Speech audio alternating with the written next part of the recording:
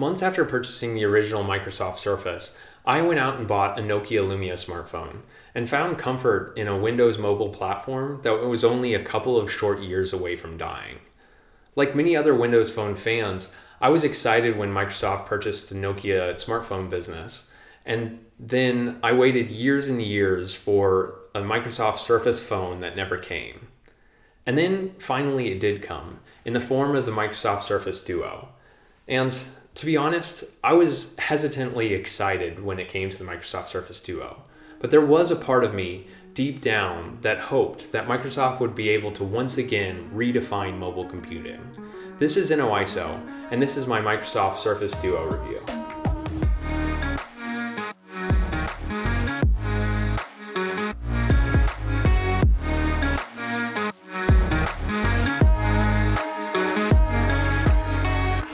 Reviewing the Microsoft Surface Duo has been difficult because frankly it's not obvious who this is made for.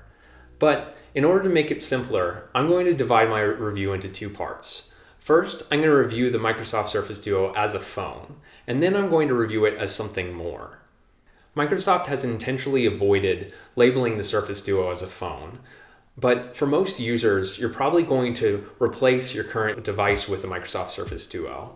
And so I think it's important to see whether the Surface Duo could legitimately replace your current phone for most of its functions. Generally, how well does it perform as a phone?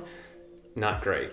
Visually, the design is quite striking, with its incredible thinness and glossy white glass panels. The frame is hard plastic, which has led to some durability issues from some users recently. Generally, I don't find the design quality to be too great because the back glass panels on mine have enough gap in them such that I could actually stick a fingernail underneath there. And I'm a little worried on how long it takes before the panels actually start coming off. Aside from the durability, the ergonomics of using the Surface Duo are quite bad. Not only is the device very, very wide, so it's difficult to hold and then tap on the screen with one hand, the edges of the phone are actually quite rough, so they actually feel like they're kind of digging into your hand as you're holding it. Generally, I'd recommend most people use two hands when they're using this device. The display is good, with a high density OLED with a lot of pixels and enough brightness even if it doesn't compete with a lot of other flagships. But generally, the aspect ratio is so odd that watching 16:9 content is not a good experience because you have letterboxes on top and bottom. That experience is further worsened by the fact that there's only one single speaker, which fires out this side of the device. So if you happen to be taking video calls where the camera is over here, the speaker is going to be firing the opposite direction unless, of course, you have it open. Performance when using the phone is fine, as long as you don't need to get between apps.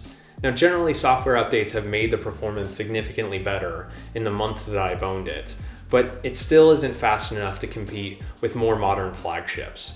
Of course, this does have last year's Snapdragon 855 processor in it, but I don't think that's what actually hinders the performance. As we've seen in some of my other videos, last year's processors are usually still very, very quick in most day-to-day use, but that's not the experience that I get with the Surface Duo, and that's likely attributed to the software.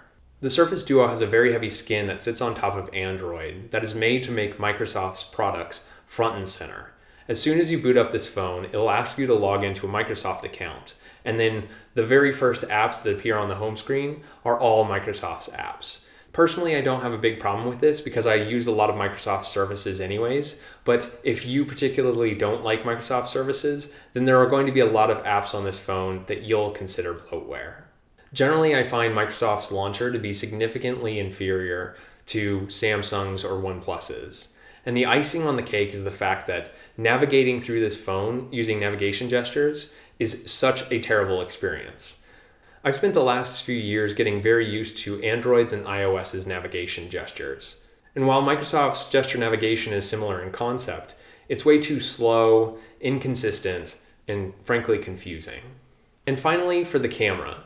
It's really easy to say that this phone wasn't designed to be a camera phone, but generally, if your camera is performing worse than a $400 phone's and you are charging $1,400, then there is a problem.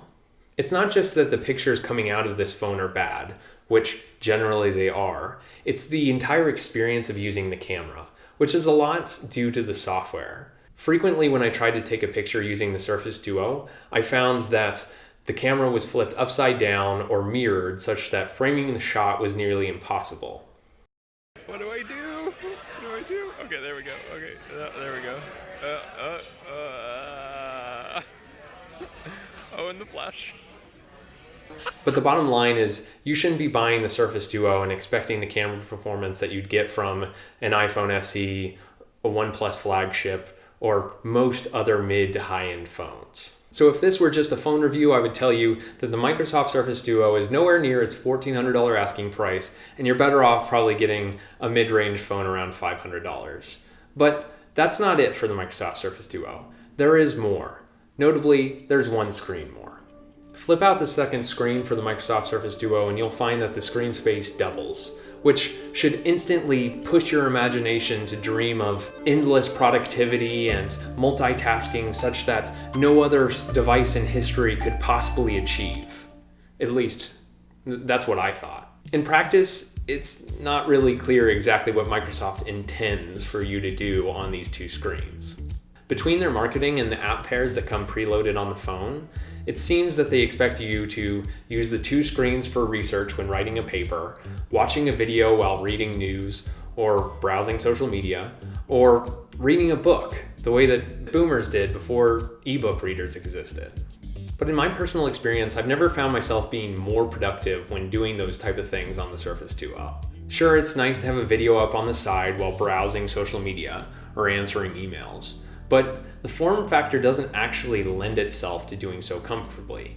You cannot use two hands to type while the screen is flipped open, so you're forced to swipe the keyboard with one hand while you're holding the device with the other. And ironically, while you do have a larger canvas to watch video on the other screen while doing what you want to do, ironically, the actual size of the video is quite small and not too far off from when I put a video on the top of my Galaxy Z Flip earlier this year. Now, I tried several other uses for the second screen. First, I used Duolingo for learning a language on one side of the screen and kept my Chinese dictionary and Excel up on the other side.